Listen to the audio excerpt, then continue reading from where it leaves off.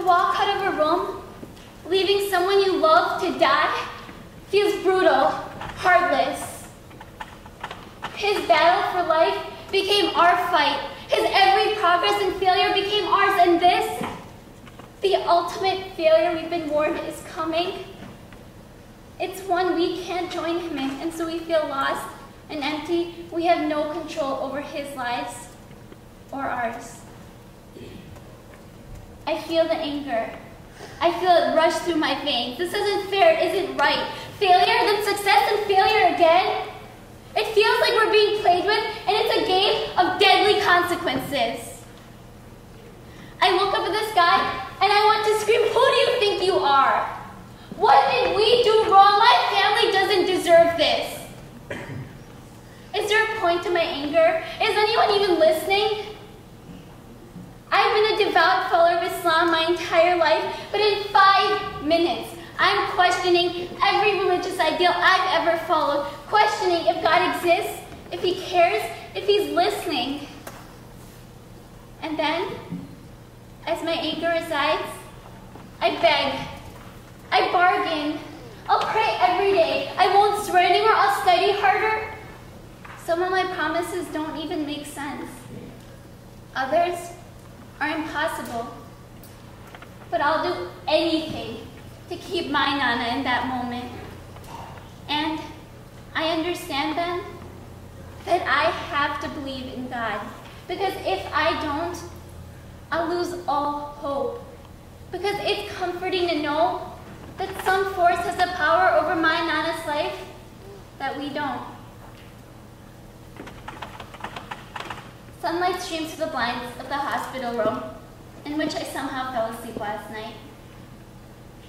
It's sunny and nice, but I wish it was stormy and bitter outside, because sunlight makes people happy, and that's not how I want to feel right now.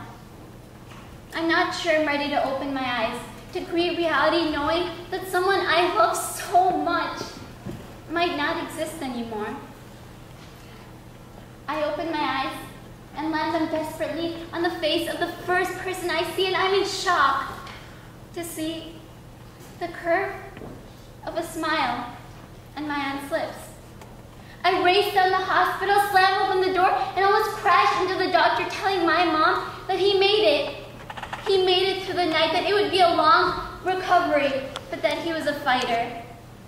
That somewhere deep inside his weak and failing heart was a deep and vibrant love of life, a need to survive, and most importantly, a love for his children and grandchildren. He loved us, so he fought. 6 months later, I watched this man back in his house taking charge in this very audience. And he is still the strongest man I know because of that love in his heart that overcame body, sickness, flesh. Sometimes I wonder if that love is even stronger than God.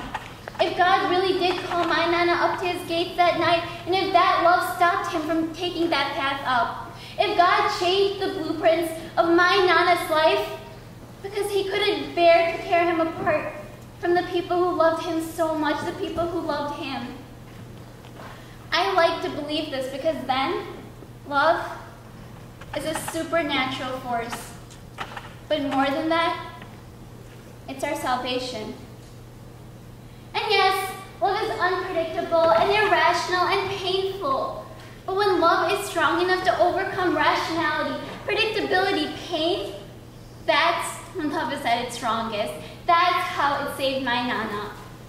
And I will never question God's existence again because I know that that love is the strongest evidence of God's existence. Because if God didn't care, if he didn't love us, we might never have been given my Nana in the first place, and we might never have gotten him back. 6 months ago that night, my Nana's heart killed him. But when all else failed, it saved his life.